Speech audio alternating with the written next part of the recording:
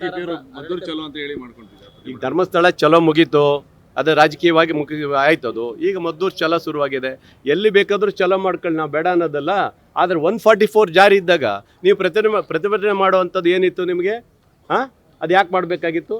ಅದೆಲ್ಲ ಕಾನೂನಲ್ಲಿ ಹುಷಾರಾಗಿರ್ಬೇಕಲ್ವಾ? ಅಂಥ ಸಂದರ್ಭದಲ್ಲಿ ಹೋಗೋದು ಬೇಡ. ಇವತ್ತು ಹೋಗಿ ಈ ಟೈಮಲ್ಲಿ ನೀವು ಹೋಗಿ ಯಾರು ಬೇಡ ಅಂತಾರೆ? ನಿಮ್ಮ ಪ್ರತಿಭಟನೆ ಮಾಡೋಕ್ಕೆ ಬೇಡ ಅಂತೀರಾ? ನಾವು ಬೇಡ ಹೋಗಿ ಅಂತೀವಲ್ಲ.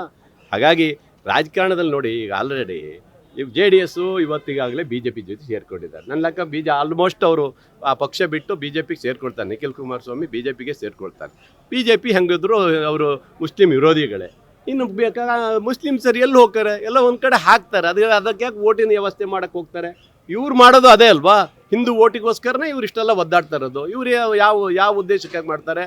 ಇವರು ಓಟಿಗೋಸ್ಕರನೇ, ಇವ್ರು ಏನು ಬೇರೆ ಅಲ್ಲ. ಇವರು ಓಟಿಗೋಸ್ಕರನೇ ಇಷ್ಟೆಲ್ಲ ಹೋರಾಡ್ತಾ ಇರೋದು. ಇವತ್ತು ಧರ್ಮಸ್ಥಳ ತಗೊಂಡ್ರು, ಈಗ ಇದು ತೊಗೊಂಡ್ರು, ಎಲ್ಲವನ್ನ ನಾನು ಗಮನಿಸಿದ್ದೀನಿ. ಯಾವುದೇ ಇರಲಿ, ಇವತ್ತು ರಾಜಕೀಯ ಮಾಡೋ ಬದಲು ಇದನ್ನು ಕಡಿವಾಣ ಹಾಕುವಂಥದ್ದು ಆಗಬೇಕು. ಮುಂದಿನ ದಿವಸದಲ್ಲಿ ಯಾವುದೇ ಧರ್ಮದ ಒಂದು ಸಮಾವೇಶ ನಡೆದಂಥ ಸಂದರ್ಭದಲ್ಲಿ ಯಾವುದೇ ಸಮಾಜದಗಳು ಅವರಿಗೆ ಸಹಕಾರ ಕೊಡ್ಬೇಕು. ಬಿಟ್ಟರೆ ಈ ಥರ ಯಾವುದು ಘಟನೆಗಳು ಆಗಬಾರ್ದಂತೇಳಿ ಈ ಸಮಾಜಕ್ಕೆ ನಾವು ಸಂದೇಶ ಕೊಡ್ತೀವಿ. SIT ಮಧ್ಯಂತರ ವರದಿ ಕೊಡಬೇಕು ಅನ್ನೋದು ಬರ್ತಾ ಇದೆ.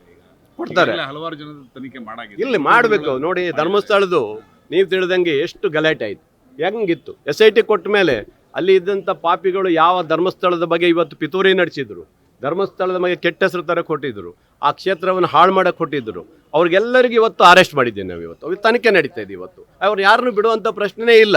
ಹಾಗಾಗಿ SITಯಿಂದ ಒಳ್ಳೆಯದಾಗಿದೆ. ಧರ್ಮಸ್ಥಳಕ್ಕೆ ಕ್ಲೀನ್ ಚಿಟ್ ಬರುತ್ತೆ, ಧರ್ಮ ರಕ್ಷಣೆ ಆಗುತ್ತೆ ಅನ್ನೋದು ಉದ್ದೇಶ ನಮ್ದಿದೆ. ಹಾಗಾಗಿ ವರದಿ ಬರುತ್ತೆ, ಎಲ್ಲ ಕೊಡ್ತಾರೆ. ಅದು ಕಾಯಬೇಕು, ಸ್ವಲ್ಪ ದಿನ ಕಾಯೋಣ. ಎಲ್ಲವನ್ನು ಕೊಡ್ತೀವಿ. ಧರ್ಮಸ್ಥಳಕ್ಕೆ ಯಾವುದೇ ಹಾನಿಯಾಗೋ ರೀತಿಯಲ್ಲಿ ಸರ್ಕಾರ ನಾವು ಇರ್ತೀವಿ ಅಂತ ಮಾತನ್ನು ಇವತ್ತು ಜನರಿಗೆ ಹೇಳಕ್ಕೆ ಇಷ್ಟಪಡ್ತೀವಿ.